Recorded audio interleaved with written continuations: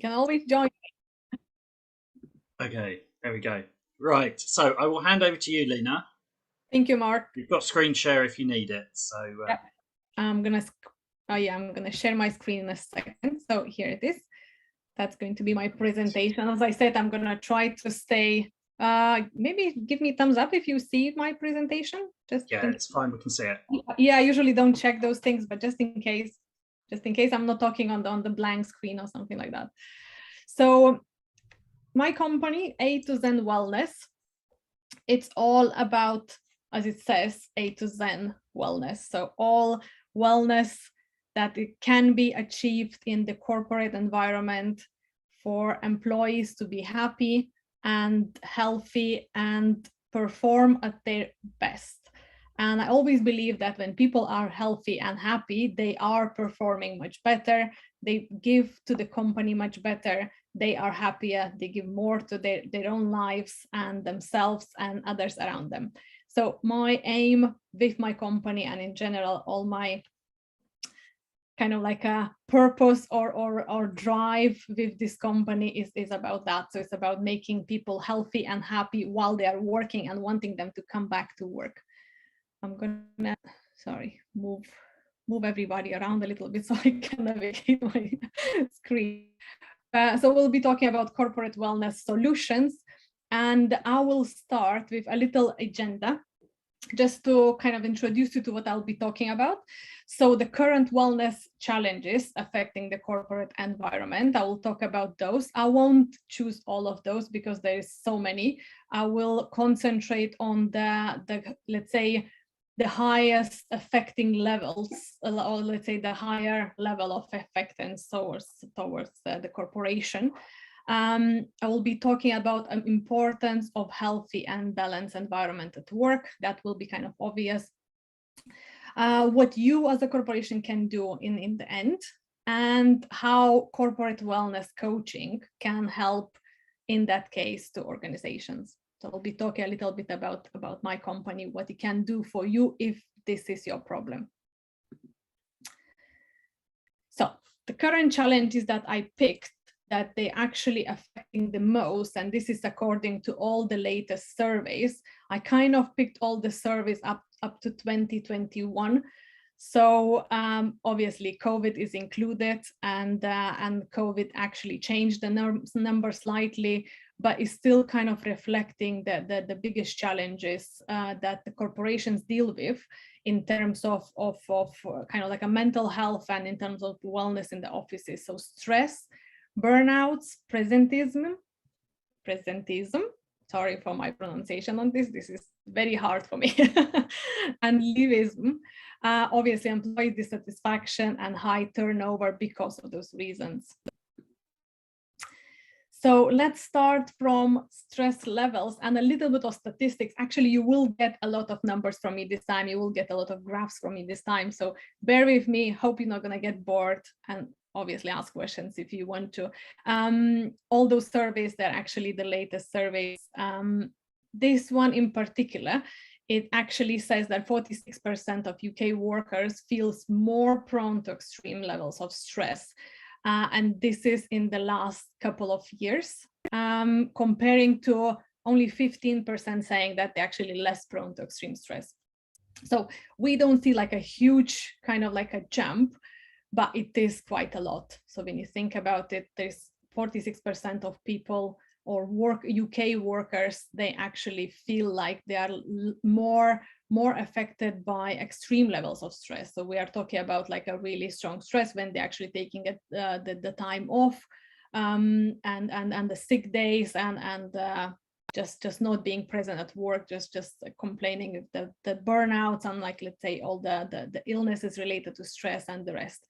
Obviously, gender and age play a big role in those.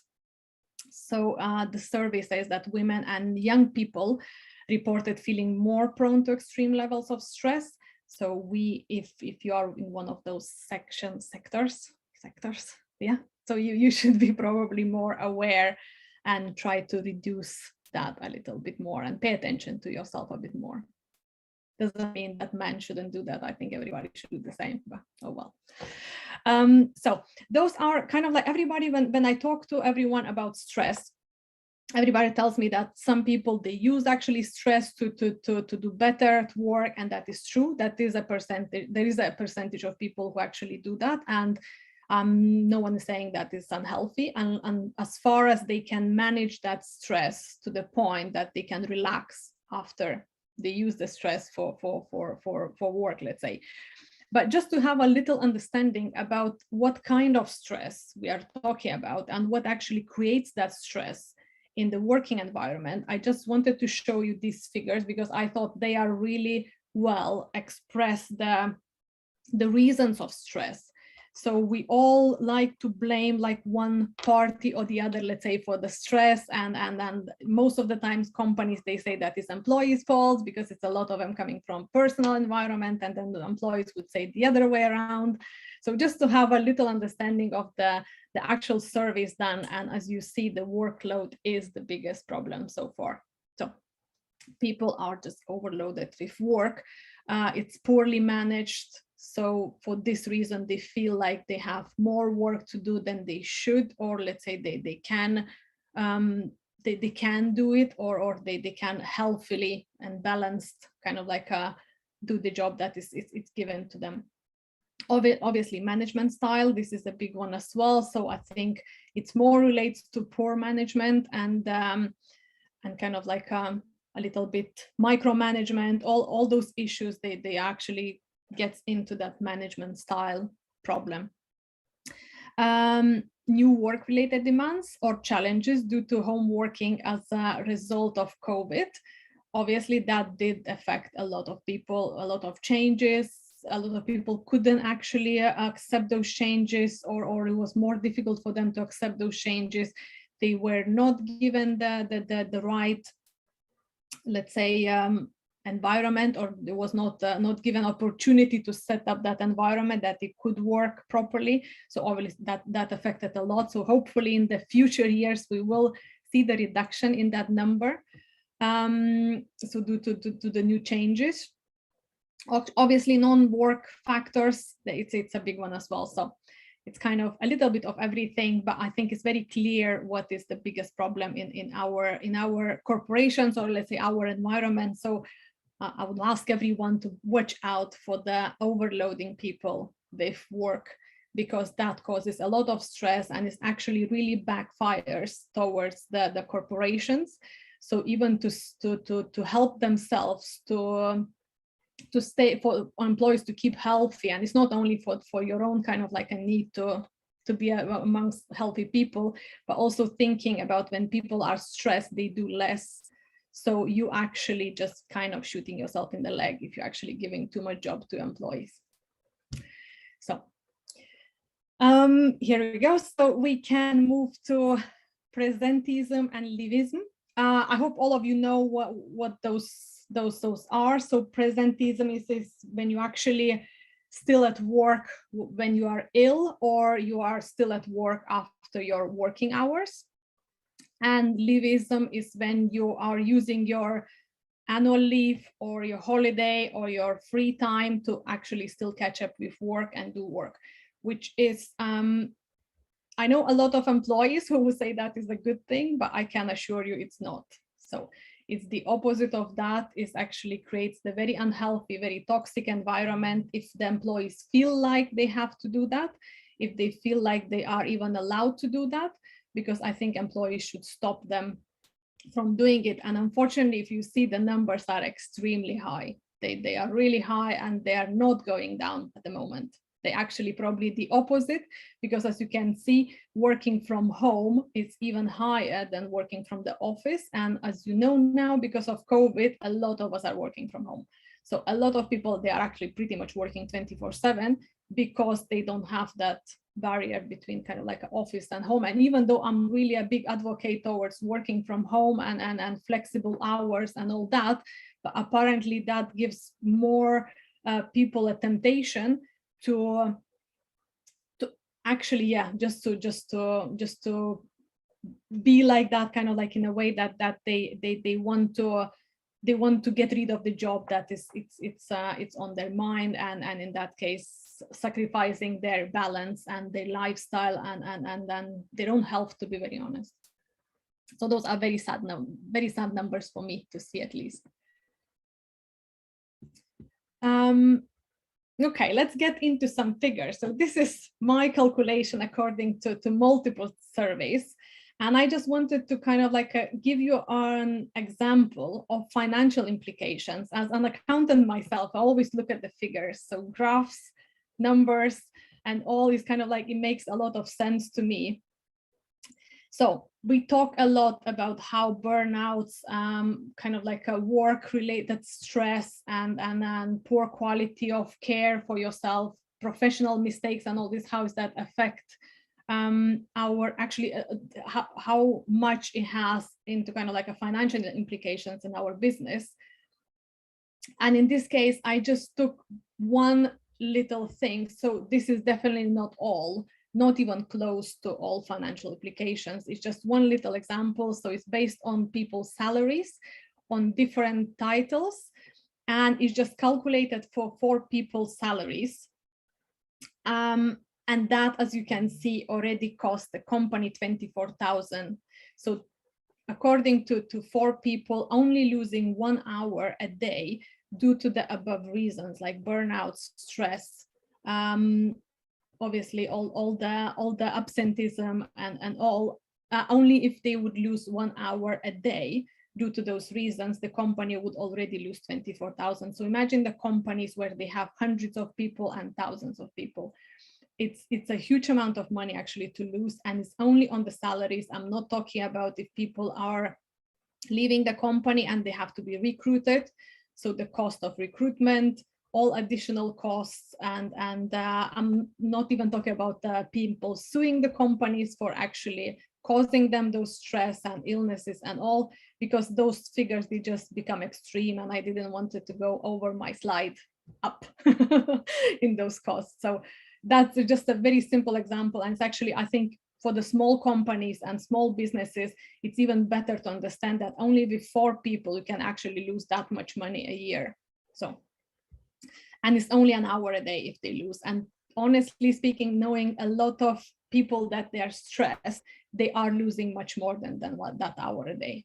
Not only because they leaving the work, they might be staying at work, but it's just concentration is not there, focus is not there, they not being as present as they could be, and that hour is already pretty much lost. So this is just a simple example of the figures. So obviously, why, this is probably an obvious kind of like a question, why healthy and balanced environment is important. It increases employees' participation, productivity, and focus. And I think this is all what we are as employers wants to see from people that we employ.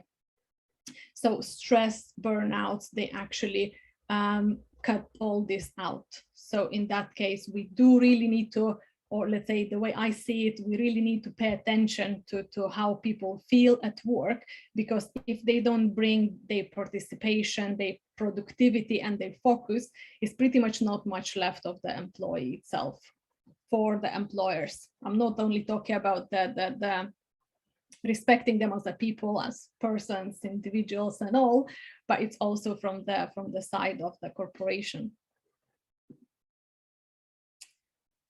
So I kind of try to research a little bit what corporations are doing right now in terms of, and this is the current figure, so it's up to the end of pretty much 2021, what they're doing right now to actually battle all this in terms of how they trying to help their employees, or how they're trying to help this situation, especially brought by COVID.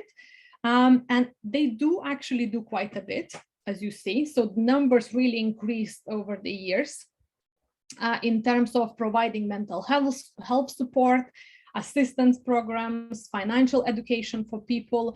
And I always say that it's good that people are doing something. It's good that corporations are doing something. It's good that they are taking responsibility of doing it. However, as you will see from my later slides, it's just not enough and not the right, not entirely right thing to do, let's say. So it's good part of it that they're doing. It's just, it can be done more and let's say more orientated towards the actual issue. Because I think at the moment, employees or employers actually, or corporations, they're trying to do something instead of finding out the core problem and literally solving the problem. So it's good that they're doing something. It's probably helping some people in the company, but not all of them.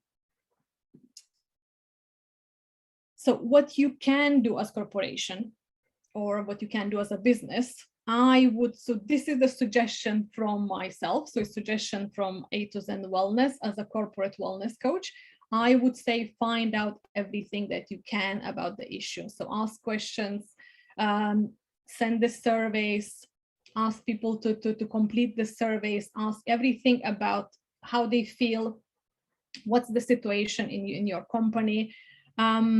Obviously, there is the obstacles to that as well, because not a lot of people, they want to share that with their employees. So you probably have to get creative. You have to probably get someone in from outside that they feel a bit more safe, or just allow them to be a bit more, let's say, anonymous, or somehow allow them a bit more confidentiality. So you have to be creative about that, but you just need to find out as much as you can about the issue.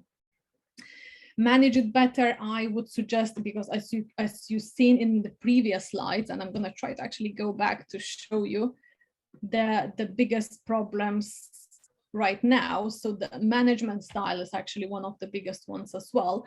So my suggestion is it's more of training your management, training the people in the company, allowing them to see how they can deal with their problems. So providing training, more workshops, more information how they can deal with their problems, instead of just trying to solve them for them.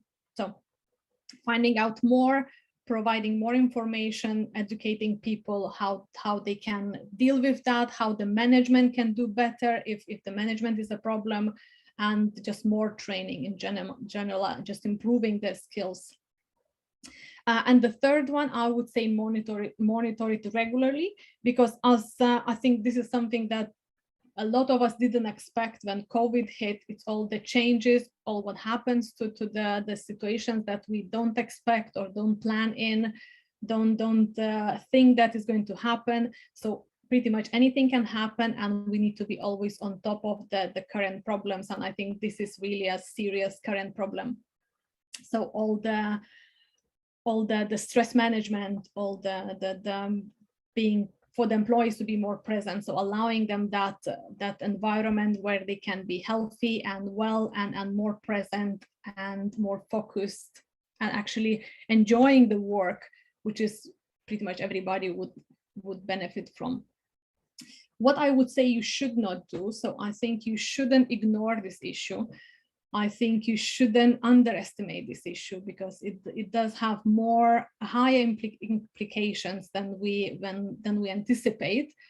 And I think you shouldn't feel powerless. So I think we can do a lot about it. And a lot of times corporations, they say that it's probably not their problem and there is not much they can do about it if people are stressed. But there is so much you can do as a corporation. And I would just encourage you to do it. So talking about one of the options, what you can do, you can hire a corporate wellness coach. And I'm going to talk a little bit more about what the corporate wellness coach can do for you. So first, it can assess your situation with the professional knowledge. So I understand that a lot of CEOs and directors of the company and owners of the company, they know a lot, but they might not know everything, and they might not know same as the professional in that sector.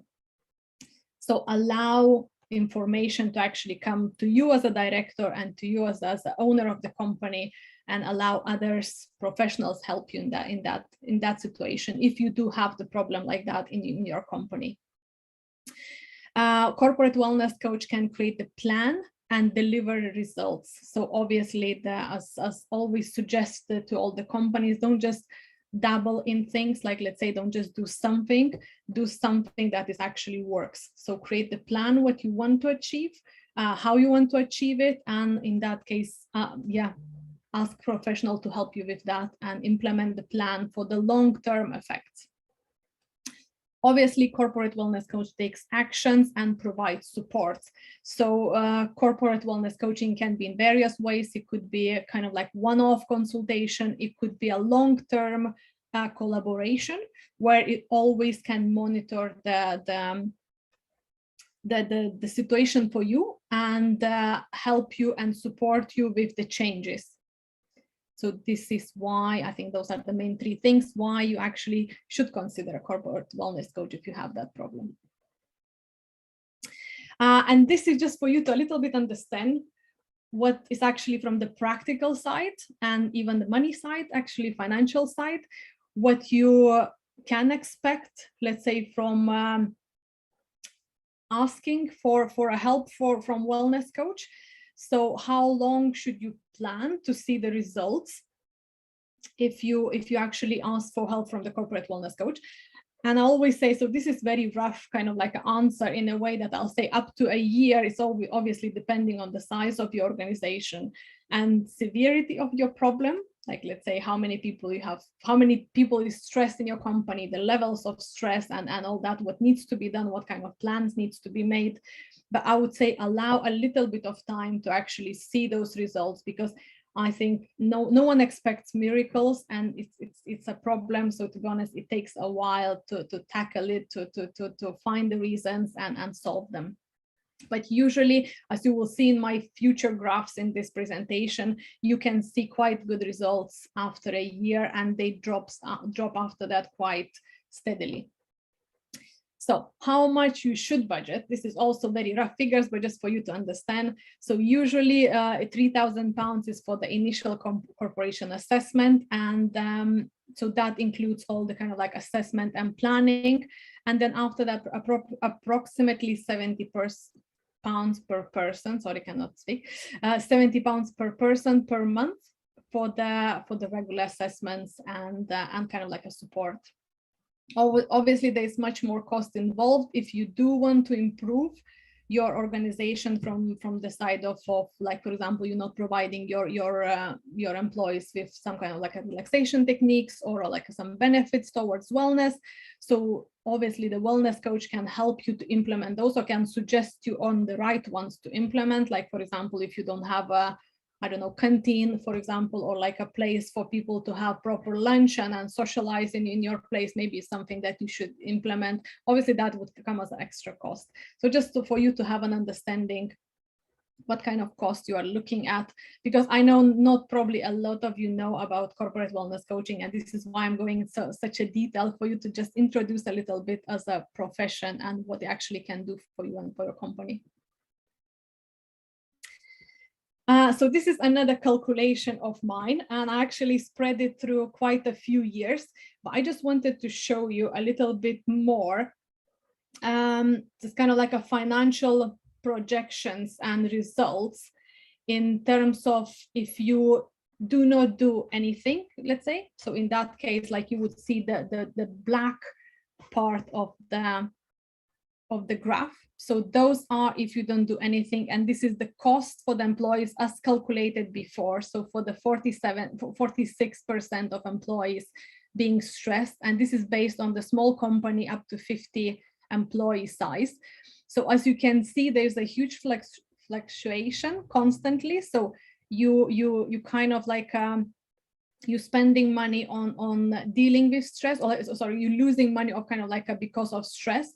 Then you're losing more money if you're actually losing the employee. And it's kind of like all this is it's very difficult to plan. So difficult to plan your cash flows, difficult to plan. There's a lot of fluctuation, and it's quite a lot of cost to be very involved. Comparing to if you do have a wellness coach, so that's a kind of greenish and blue ones. So green is if you the cost for the wellness coach. So you can see it's very, very clearly, as I said, that's the initial kind of like a initial assessment. And after that is just the regular cost for your company. And obviously that would change if your company is increasing. So if your company it's growing. But if it's staying the same, that would just stay the same for you. but the cost for the stressed employees, it goes gradually down.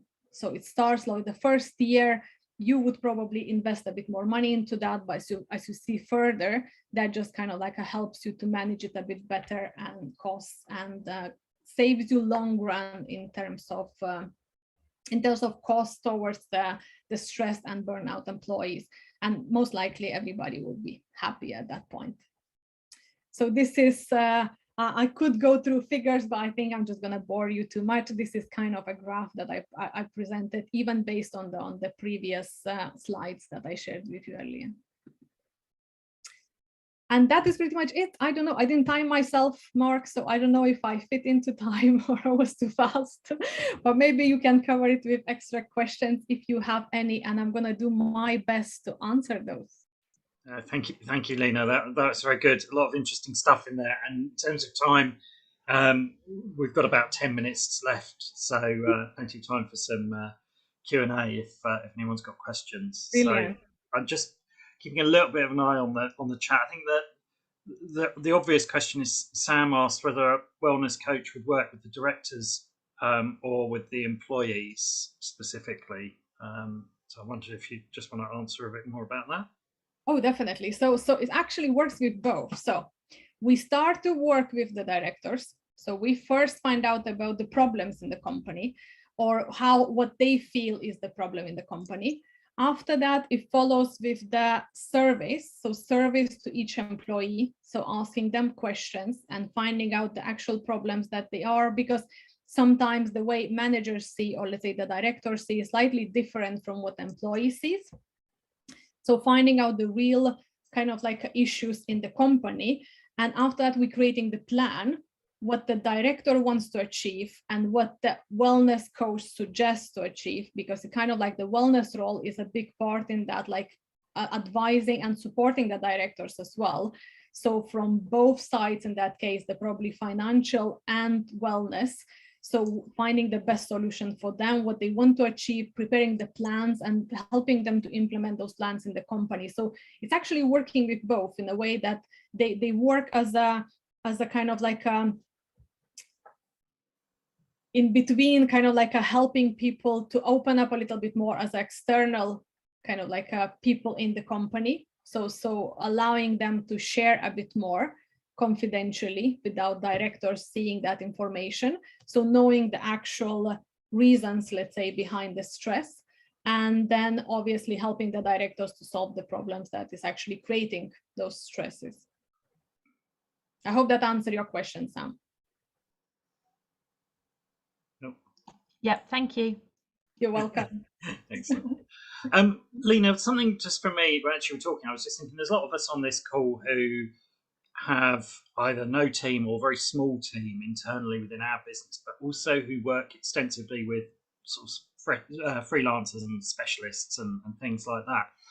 Obviously, some of what you talked about there under the wellness stuff is relevant, right? So if we're working with a freelancer, all the issues of kind of management potentially apply there just as much as if they're internal, albeit I suppose you'd hope that most freelancers would have a slightly stronger sense of being able to say no than perhaps a full-time employee. But what would you do differently if you've got, you know, that sort of blended organization that many of us have got, compared to, obviously, a lot of what you talked about there fits well with a sort of more conventional employment model. But any kind of thoughts on that?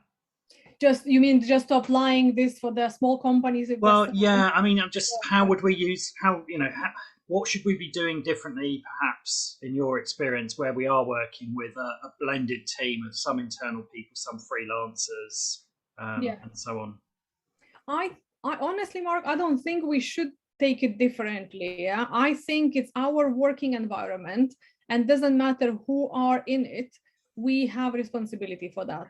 So I'm not saying we have responsibility for people not to get stressed, kind of like for other reasons, or like for their own personalities or something, but it's just more that we are taking care of our environment. So if communication, or let's say work, is difficult with the subcontractors as with your employees, I would say you still should take the same actions.